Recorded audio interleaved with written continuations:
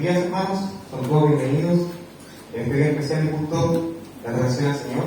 Bienvenidos también a aquellos que vienen por primera y por segunda vez. Bien, nuestro pastor Eliud, como recién decíamos, no está, así que tengo el privilegio de poder entregar el mensaje de la palabra del Señor. Y continuamos con esta lectura. Recientemente leímos los primeros versículos del capítulo 28 y ahora proseguimos con el capítulo 28 del verso 10 en adelante, para que puedan localizar en sus Biblias. Y los quiero invitar a que sigamos teniendo esta lectura comunitaria. Yo parto por el versículo 10 y ustedes van por el que sigue, y así sucesivamente. Así que comencemos la lectura, hermanos. Entonces, capítulo 28, verso 10. Dice así: Salió pues Jacob de Berseba y fue a Harán. Y llegó a conocer el lugar y durmió allí, porque ya el sol se había puesto, y tomó de las piedras que había paraje y puso a esta cabecera, y se acostó en aquel lugar. Y soñó, y he aquí una escalera que estaba apoyada en tierra, y su extremo tocaba en el cielo, y he aquí ángeles de Dios que subían y descendían por ella. Y he aquí Jehová estaba hablando de ella, el cual dijo: Yo soy Jehová, el Dios de Abraham tu padre, y el Dios de Isaac. La tierra en que estás acostado te la daré a ti y a tu descendencia. Será tu descendencia como el polvo de la tierra, y te extenderás al occidente, al oriente, al norte y al sur, y todas las familias de la tierra serán benditas en ti y en tu simiente. He aquí, yo estoy contigo, y te guardaré por donde quiera que fueres, y volveré a traerte a esta tierra, porque no te dejaré hasta que haya hecho lo que te he dicho. Y despertó Jacob de su sueño y dijo: Ciertamente Jehová está en este lugar, y yo no lo sabía. Y tuvo miedo y dijo: cuán terrible es este lugar, no es otra cosa que casa de Dios y puerta del cielo. Y se levantó Jacob de mañana, y tomó la piedra que había puesto de cabecera, y la alzó por señal, y derramó aceite encima de ella. Y llamó el nombre de aquel lugar de Betel, aunque Luz era el nombre de la ciudad primero. E hizo Jacob voto, diciendo: Si fuere Dios conmigo, y me guardare en este viaje en que voy, y me diere pan para comer y vestido para vestir, Y si volviere en paz a casa de mi padre, Jehová será mi Dios. y esta piedra que he puesto por señal será casa de Dios, y de todo lo que me dieres el diezmo apartaré para ti. Amén. Bueno, el Señor bendiga su palabra.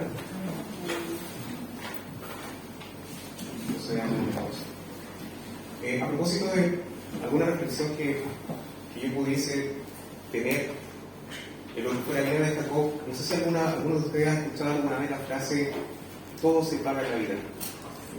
O la frase que dice: como pecas, pagas. ¿Verdad? Esto es lo que se conoce popularmente también como el karma. Y el karma, encontré una frase que lo define bastante bien, y esta frase dice así: en la vida no debes preocuparte por abofetear a quien te hace daño, solo debes sentarte y esperar que el karma lo haga por ti.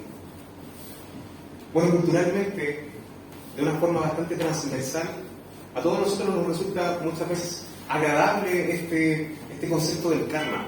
Nos resulta agradable el hecho de que de alguna manera exista alguna justicia del cielo, alguna justicia de manera de que si alguien obra mal, si alguien atenta en contra de nosotros, a esa persona le va a ir mal también, porque va a pagar las consecuencias de su mal actuar.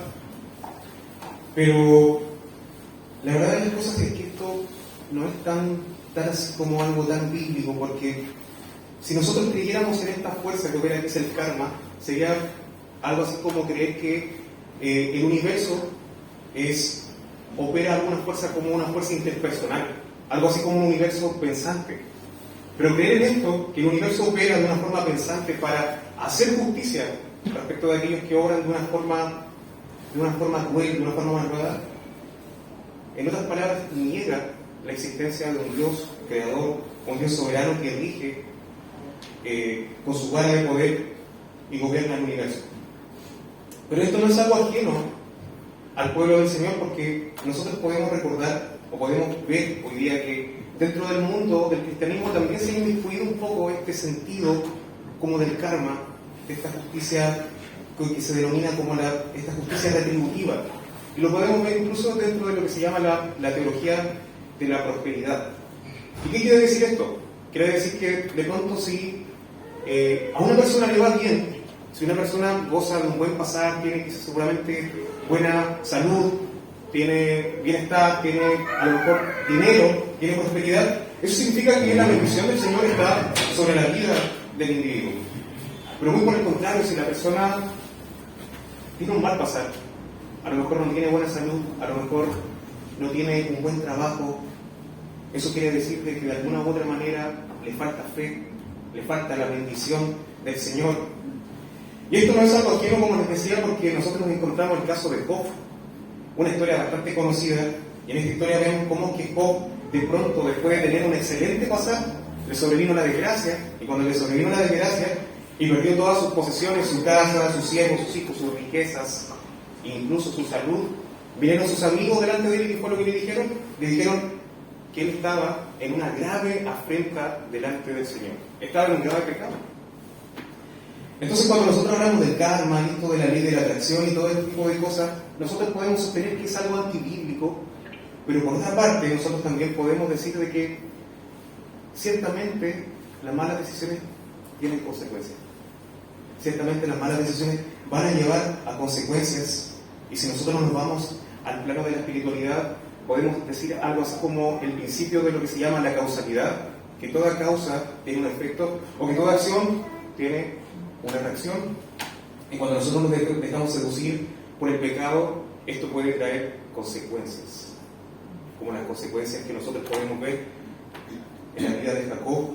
Y seguramente todos nosotros acá, en algún momento de nuestra vida, recordaremos seguramente que alguno de nosotros tomó una mala decisión, y esa decisión trajo consecuencias por un extenso periodo de tiempo, o seguramente esa mala decisión que tú tomaste en algún momento trajo consecuencias para toda tu vida, ¿verdad? Y de esta forma yo me quiero intrometer, o quiero empezar a hablar de la vida de Jacob. Y nosotros recordaremos que Jacob, ¿verdad?, vivía en esta localidad llamada Berseba, vivía con su padre. Y nosotros vimos el domingo pasado lo que hizo Jacob en contra de su padre, suplantando la identidad de su hermano y haciéndose pasar por él para recibir la bendición patriarcal de su padre. Y así como nos introducimos en la primera parte de nuestro sermón, que he titulado Jacob tiene un encuentro con el Dios de su padre. Y dice los primeros versículos así: salió pues Jacob de Berseba y fue a Harán. Y llegó a un cierto lugar y durmió allí, porque el sol ya se había puesto. Y tomó algunas piedras de aquel paraje y puso a su cabecera y se acostó en aquel lugar. Y aquí notamos, hermanos, cómo que resulta de que Jacob vive esta tremenda paradoja, esta triste paradoja, porque nos damos cuenta de que él, después de todo, él deseaba o anhelaba ser el patriarca, el señor de su casa, porque su padre Isaac era un patriarca, era un señor, el primogénito, o el que recibió la bendición de la primogenitura de su padre Abraham. Y por un momento, Jacob lo que empieza a vivir son las consecuencias de haber actuado de esta forma delante de su padre y delante del Señor. Y podemos vivir, podemos ver estas consecuencias, y consecuencias que no tan solo golpearon la vida de Jacob, porque también recordaremos que Rebeca, la madre de Jacob, también impulsó a su hijo a que fuese delante de su padre, que suplantara la identidad de su hermano Esaú para que recibiese la bendición. Y Rebeca también le tocó vivir una consecuencia de su acción, de su actuar, que es pecaminoso, por cuanto cuando Jacob se va de Berseba rumbo a Padarán, no regresó hasta 20 años después. Y cuando él regresa 20 años después, su madre ya había muerto. Rebeca nunca más volvió a ver a su hijo. Y nos podemos imaginar todas las cosas que estaban pasando por la mente de Jacob. Y esta tremenda paradoja, porque nosotros nos podemos imaginar que siendo Jacob un hijo de su padre Isaac, ¿verdad? Un patriarca, un señor, Jacob llevaba una vida tremendamente doméstica, si se le puede llamar así. Estaba acostumbrado a ser atendido por siervos o por esclavos. Dentro de este contexto estaba acostumbrado a dormir plácidamente, estaba acostumbrado a vestir de delicadas vestiduras. Él no sabía lo que era tener hambre, él no sabía lo que era el trabajo duro. Y aquí se ve Jacob, ¿verdad? Después de esta situación en particular que pasa, que va caminando en el desierto, yéndose, y nos podemos imaginar todas las cosas que estaban pasando por la cabeza de Jacob después de haber hecho esta fechoría tan nefasta en su vida, de haber engañado y suplantado la identidad de su hermano para recibir él la bendición. ¿Por qué? Porque él anhelaba ser el señor de la casa, él anhelaba ser el patriarca, el dueño de todas estas posesiones, de todos estos siervos. Y la paradoja triste es que él se va solo, y va triste, caminando por el desierto, y seguramente en su mente pasaban un montón de cosas. Por ejemplo, seguramente en cualquier momento podía atravesársele algunos asaltantes que lo pudiesen matar, quitar sus víveres, dejar muerto o dejar moribundo en medio del desierto vulnerable. O seguramente él podía pensar fácilmente que en cualquier momento podía acecharlo, tal vez alguna bestia del campo, o tal vez en cualquier momento su hermano Esaú, que se consolaba por el hecho de querer vengarse y matar a su hermano.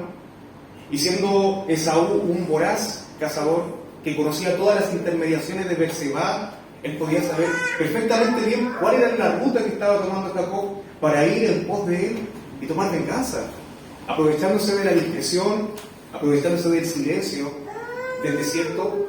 Hubiese sido algo perfecto, y seguramente todas estas cosas podían ir pasando por la mente de Jacob, que no estaba viviendo otra cosa más que las consecuencias de su mal actuar. Estaba viviendo, como podríamos decir, su propio karma. Y así dice el texto que salió pues Jacob de Berseba y se fue rumbo a Harán, y llegó a este lugar llamado lo que nosotros conocemos como Betel, y puso unas cabeceras en este lugar. Puso una cabecera, y la cabecera eran unas piedras. Y este tema es un poco extraño. ¿Y por qué es extraño? Porque cómo es que ponen unas cabeceras sobre su cabeza. Nosotros podemos entender esto desde dos acepciones. Una, de que había una pila de rocas y él seguramente se saca la capa y lo pone sobre las rocas para poder dormir a la intemperie. O también se puede entender el texto como que había un roquerío, y dentro de ese roquerío había un pequeño edificio para que él se introduzca y ponga las rocas por cabecera. De cualquier manera, en este momento Jacob está enfrentando esta realidad tan triste, y lamentablemente nosotros muchas veces nos tenemos que ver enfrentados a esta situación que viene Jacob cuando está triste, cuando está solo, cuando está abandonado, avergonzado, y vienen todas estas cosas, estas penumbres. Y cuando uno va muchas veces caminando en el desierto, viene el Señor y se manifiesta en la vida de Jacob, así como también se puede manifestar en nuestra vida. Y el Señor se manifiesta y no viene a reprochar a Jacob por sus malas acciones, por sus malas las consecuencias que él bien podía enfrentar, sino que el Señor se manifiesta en su benignidad y su misericordia y se aparece a Jacob, ¿verdad? Porque recordemos que Jacob en este momento no era precisamente un creyente, ¿verdad? Y en el versículo 12 dice: he aquí una escalera que estaba apoyada en tierra y su extremo tocaba el cielo, y he aquí ángeles de Dios subían y descendían por ella, y he aquí Jehová estaba en lo alto de ella. Y creo que notamos algo interesante, porque nosotros cuando vemos que Jacob va rumbo en el desierto, rumbo a Padarán, él no estaba más que sufriendo las consecuencias de su propio actuar, pero él no estaba buscando al Señor. Él no estaba buscando al Señor, al Dios de su padre, ni al Dios de su abuelo, sino que simplemente él estaba enfrentando las consecuencias de su mal actuar, y él lo asume y va rumbo a su destino. Y resulta de que el Señor sale a su encuentro. Y él tiene un sueño, y en este sueño aparece una escalera donde el Señor estaba sobre lo alto de esta escalera, y el Señor se manifiesta en la vida de Abraham, y había ángeles que subían y bajaban por medio de esta escalera. Y nosotros podemos hacer un paralelismo porque, si recordaremos un poco, en el capítulo 11 del Génesis, vemos cómo es que el hombre intenta construir un camino al cielo. Y esta historia es bastante conocida, esta historia se llama la Torre de Babel. Seguramente la conocen ustedes. Y en esta historia nosotros vemos que los hombres, en su maldad, comienzan a construir una especie de pirámide sigurat que tiene una escalinata, y el propósito, según nos relata la Biblia, es que ellos querían establecer un camino que pudiera acercarlos a Dios. O dicho de otra manera, querían que los dioses pudiesen estar más cerca del hombre. De hecho, Babel significa puerta de Dios. Y lo que ellos querían era estar más cerca de Dios. Pero nosotros vemos que cuando el hombre intenta por su propio mérito alcanzar a Dios, es algo que realmente resulta imposible. Y nosotros vemos como que el Señor frustra los planes de la Torre de Babel, por cuanto nosotros sabemos que Él confundió los idiomas, y esta obra del hombre de intentar construir su propia Torre de Babel, como bien nosotros podemos construir también nuestra propia Torre de Babel, que es por medio de nuestras buenas obras, nuestras propias buenas acciones, que nosotros creemos que podemos alcanzar al Dios de la gloria, al Dios, a nuestro Padre Celestial. Esto es imposible, porque directamente existe una brecha tan grande entre Dios y el hombre que es imposible alcanzarlo. Y el Señor frustra los planes de la Torre de Babel, porque directamente es imposible alcanzar al Señor por nuestros propios planes, por nuestros propios méritos, sino que es el Señor el que se revela en la vida del creyente, y es el Señor el que establece esta escalera, esta escalinata que es el portal entre la tierra y el cielo. Es evidente. Esta escalera es un tipo de Cristo, es una tipología de Cristo. Esta escalera, hermanos, es el Señor Jesucristo, que viene a estar representado en este relato tan impresionante de Jacob, ¿verdad? Y nosotros bien sabemos que Jesucristo dice: yo soy el camino, yo soy la verdad, yo soy la vida. Y no dice yo soy un camino, dice yo soy el camino, el único camino. Cristo es nuestra escalera para poder acceder al cielo, y solo por medio de Cristo tenemos acceso al Padre, ¿verdad? Y todavía el que en Él cree tiene en su vida, la escalera de Jacob, el acceso al Padre Celestial. Y notamos otra cosa que es bien interesante, es que cuando Jacob, ¿verdad?, se encuentra en esta locación que nosotros llamamos Betel, ¿ya? Betel significa casa de Dios, por cierto.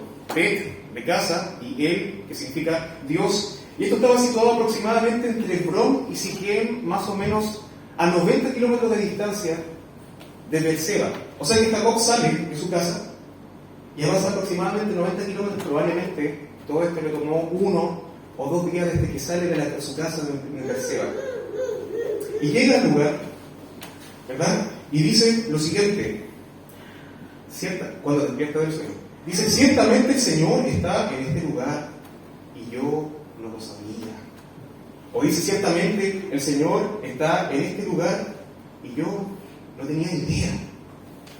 Y esto es bastante interesante, hermanos, porque si nosotros nos vamos un poquitito al contexto de la época, de la locación geográfica donde vivía Jacob, la cultura que predominaba, si podemos llamar la cultura religiosa, era la mesopotámica, particularmente la cultura de los caldeos.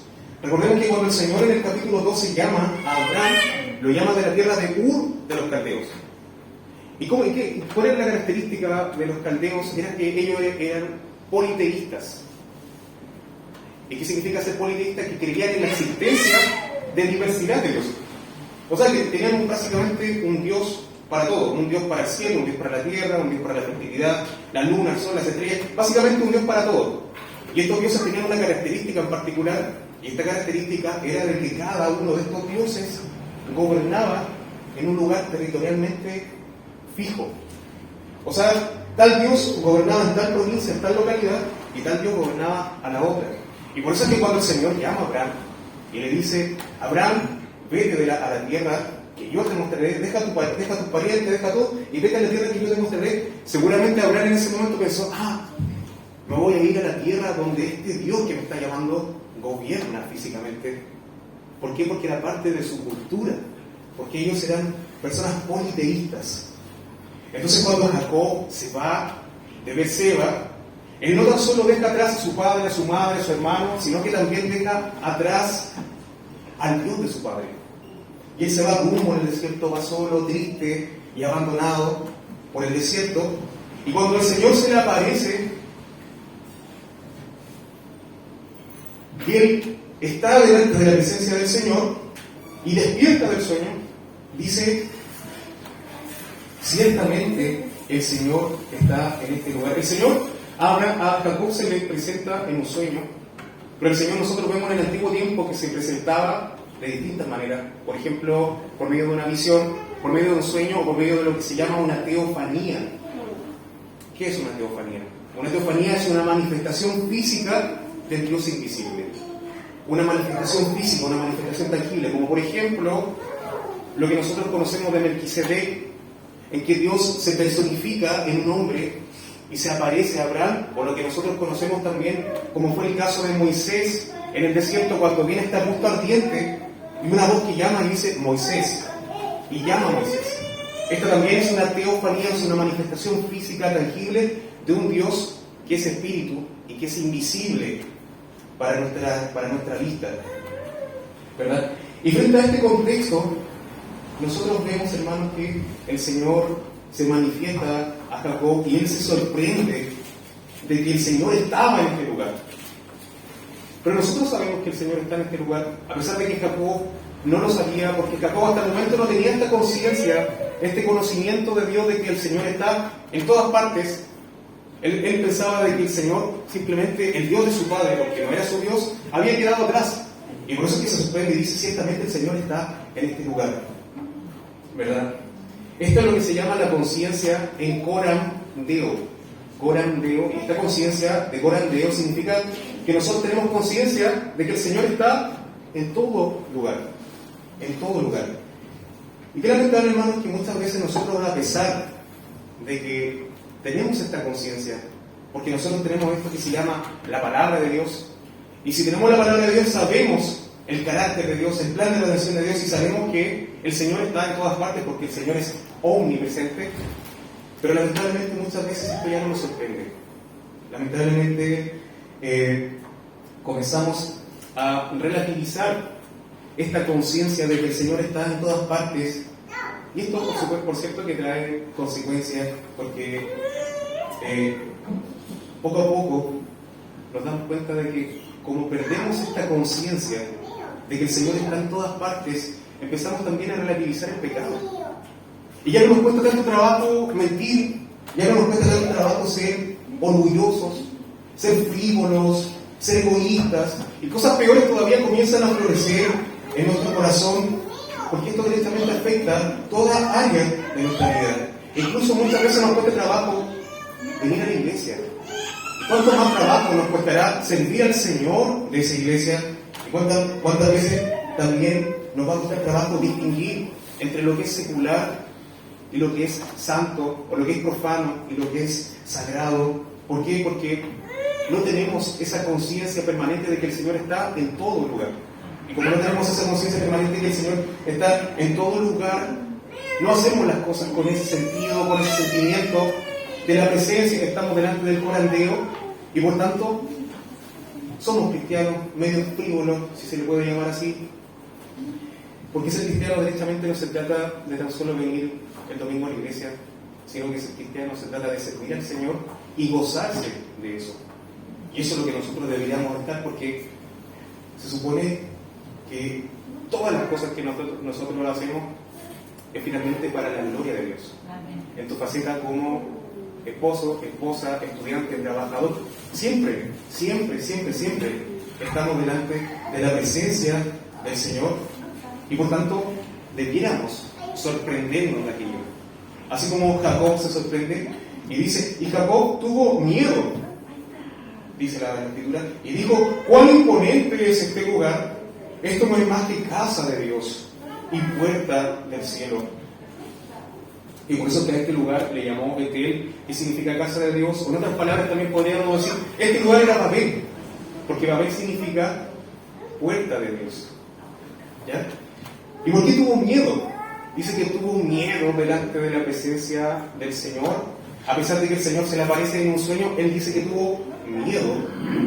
Y el miedo en realidad no es algo descabellado, sino que es algo, yo creo que normal delante de la presencia de uno tan majestuoso como nuestro Señor.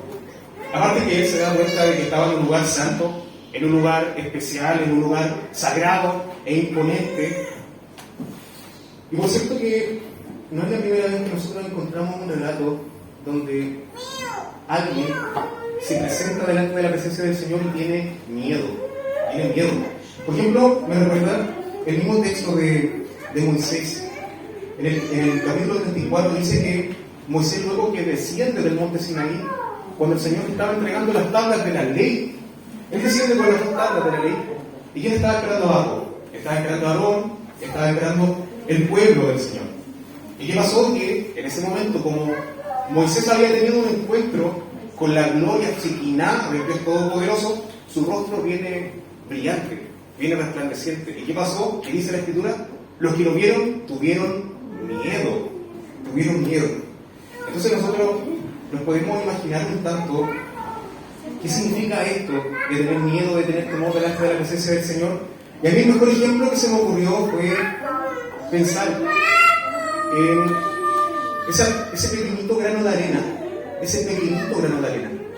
que está a 150 millones de kilómetros, brillando, que se llama Sol. Y ese pequeñito grano de arena que se llama Sol, ¿verdad?, tiene una potencia, una magnificencia, una gloria tan potente de que aquel que se atreva a mirar algunos segunditos esa estrellita, ese pequeñito grano de arena llamado Sol, puede quedar con una seria discapacidad visual, y aquel que se exponga de forma prolongada a ese pequeño grano de arena también puede eventualmente sufrir graves daños a su piel, ¿verdad? Y esto no es más que una pequeña muestra de una pequeñita estrella. ¿Cuánto más será la presencia de un Dios magnificente, con su gloria, con su fulgor, el Dios Todopoderoso que, por cierto, es digno de ser adorado, agradecido, temido, porque aparte de ser un Dios terrible y todopoderoso, Él regala en su gracia y su misericordia la salvación para todo aquel que en Él cree. Bien, hermanos, y viene la segunda parte. Esto ya es más cortito, pero ya para ir terminando nuestro sermón.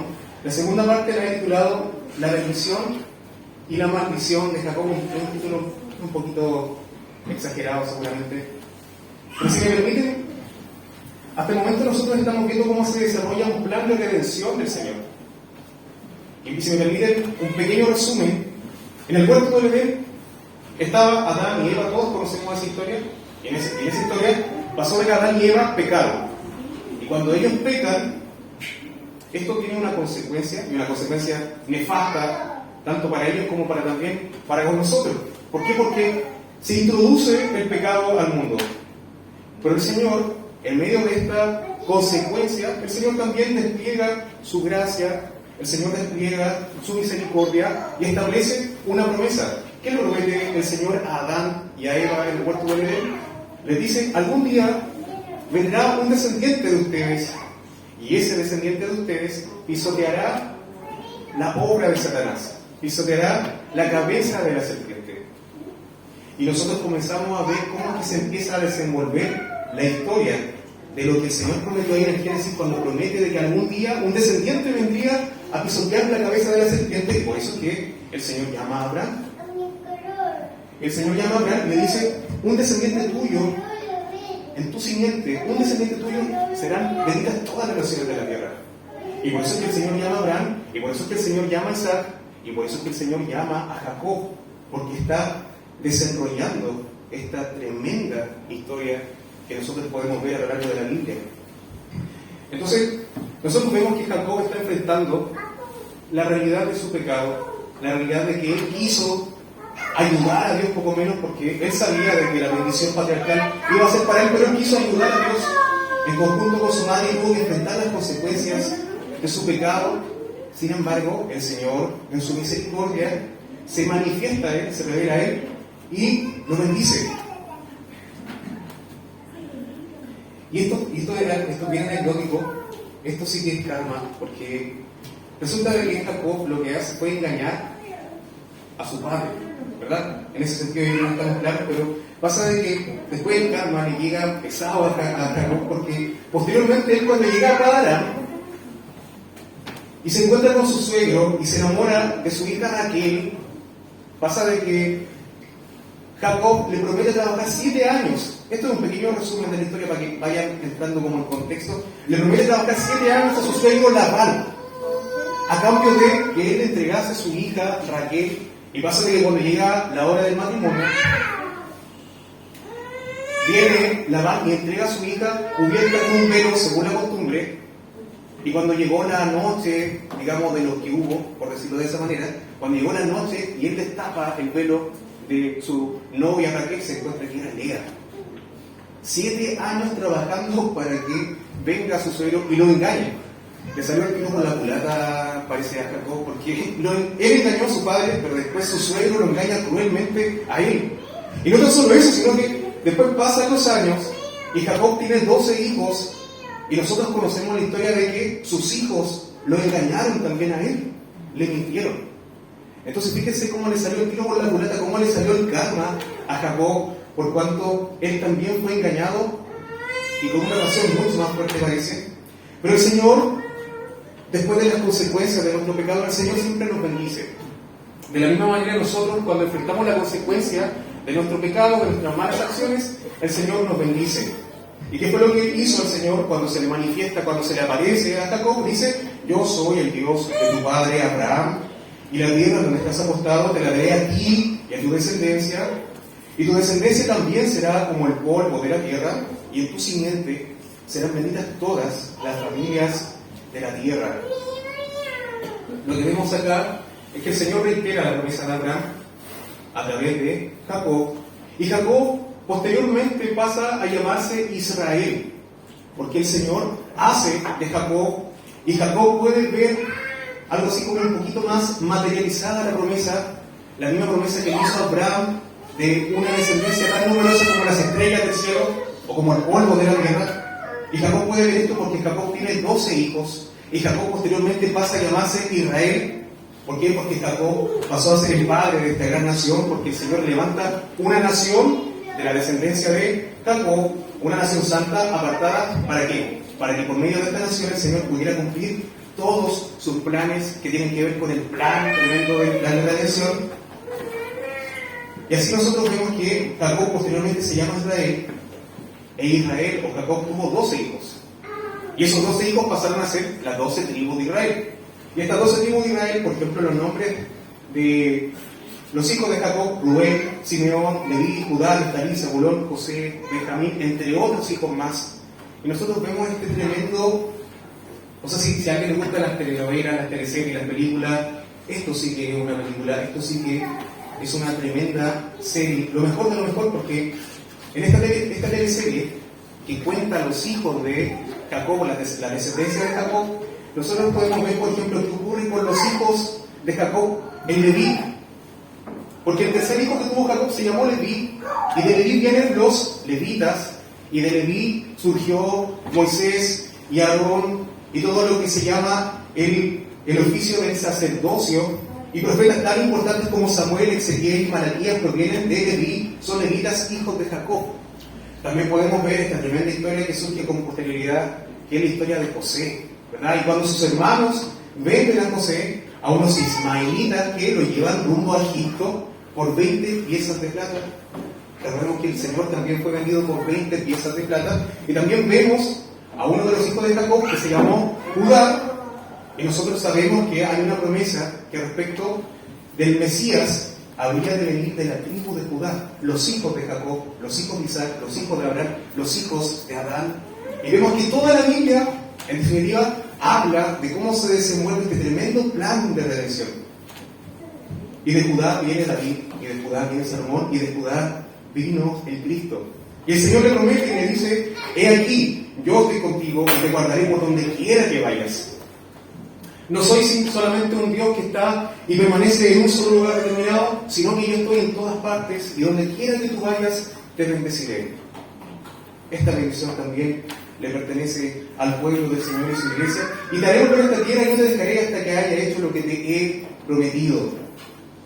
Finalmente, Jacob, al escuchar todo esto, habla así como de una forma condicional y dice: bueno, si es verdad todo lo que tú me dices, Señor, tú serás mi Dios. Pero lo más notable, y con esto ya termino, y esto es bastante interesante, es que Jacob toma una piedra y la erige, precisamente la piedra que él usó de cabecera, y la erige y derrama aceite.